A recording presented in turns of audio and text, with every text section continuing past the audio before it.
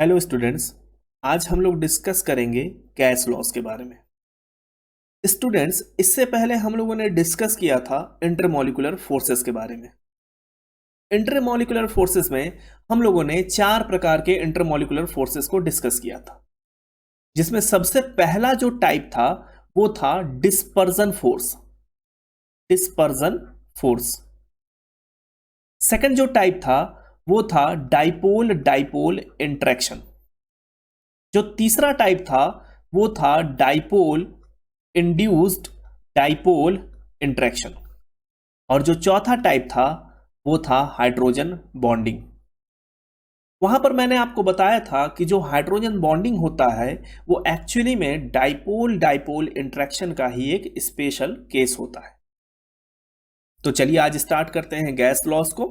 तो gas laws में आज हम डिस्कस करेंगे सबसे पहला लॉ, जो कि है बॉयल्स लॉ।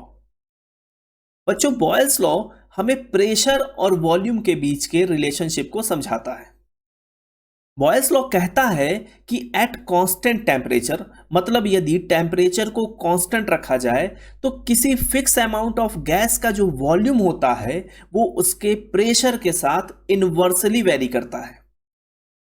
अगर मैथमेटिकली देखा जाए अगर मैथमेटिकली देखा जाए तो volume of any fixed amount of gas at constant temperature varies inversely with its pressure.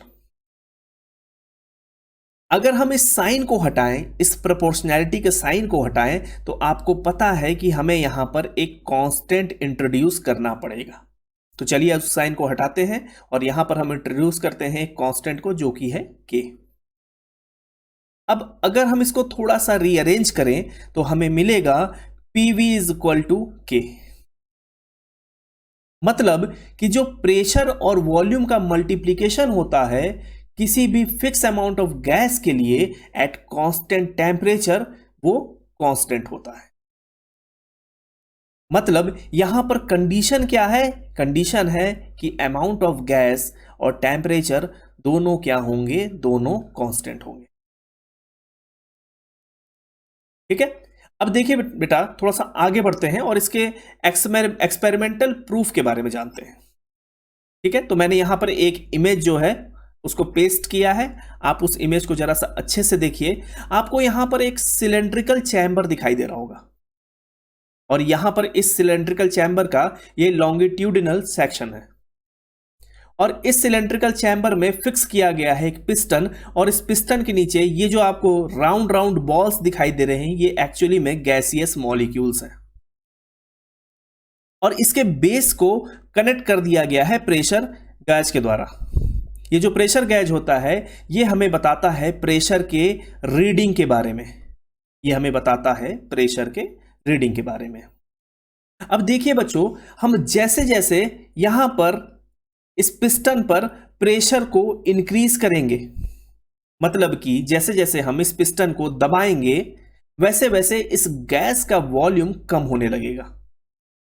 और जब इस गैस का वॉल्यूम कम होगा तो यहां पर प्रेशर गेज में जो रीडिंग है वो रीडिंग क्या होती है? इंक्रीज करने लगती है। आप यहां पर जो डेटा गिवन है उसे भी देख करके इस चीज को चेक कर सकते हैं। आप देख सकते हैं कि जैसे जैसे हम डाउन जा रहे हैं वैसे वैसे वॉल्यूम क्या हो रहा है? डिक्रीज कर रहा है। और जैसे जैसे वॉल्यूम डिक्रीज कर रहा है प्रेशर की वैल्यू इंक्रीज कर रही है। इसका मतलब है कि जब किसी भी गैस का वॉल्यूम डिक्रीज करता है तो प्रेशर उसका इंक्रीज करता है और इसी के बारे में हमें बताता है बॉयल्स लॉ। अब थोड़ा सा इसका ग्राफिकल रिप्रेजेंटेशन भी देख लेते हैं। अगर बच्चों देखा जाए तो प्रेशर वर्सेस वॉल्यूम का जो ग्राफ आता है वो आता है रेक्टेंगुलर हाइपरबोला। वो आता है रेक्टेंगुलर हाइपरबोला, क्योंकि जब भी इनवर्सली कोई प्रॉपर्टी वेरी करती है तो उसका ग्राफ कैसा आता है? रेक्टेंगुलर हाइपरबोला आता है। अगर यहां पर हम ग्राफ प्लॉट करें P वर्सेस 1/V के बीच में, तो ये ग्राफ आएगा स्ट्रेट लाइन।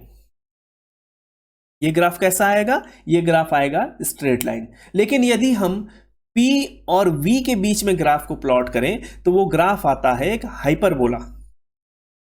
तो ये यहां पर आपको याद करना बहुत अच्छे से जरूरी है, क्योंकि इसके बारे में अक्सर पूछा जाता है। अब बच्चों, इस पर्टिकुलर ग्राफ के लिए यहां पर याद रखिएगा, इन दोनों ग्राफ के लिए हर एक पॉइंट पर टेम्परेचर की वैल्यू क्या है? कांस्टेंट है। मतलब इसके हर एक पॉइंट पर टेम्परेचर एज वेल एज जो अमाउंट ऑफ गैस है उसकी वैल्यू क्या है? कांस्टेंट है। मतलब T और N की जो वैल्यू यहां पर होगी वही वैल्यू यहां पर भी होगी, वही इस लाइन के हर एक पॉइंट पर होगी। उसी प्रकार से इस सेकंड वाले ग्राफ में भी होगा।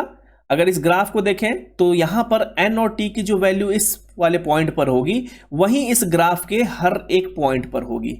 मतलब कि through out the process temperature और अमाउंट ऑफ सबस्टेंस दोनों कांस्टेंट है। और इसी के बारे में हमें बताता है बॉयल्स लॉ। तो चलिए बच्चों, कल हम डिस्कस करेंगे चार्ल्स लॉ के बारे में। आज के लिए बस इतना ही। Thank you.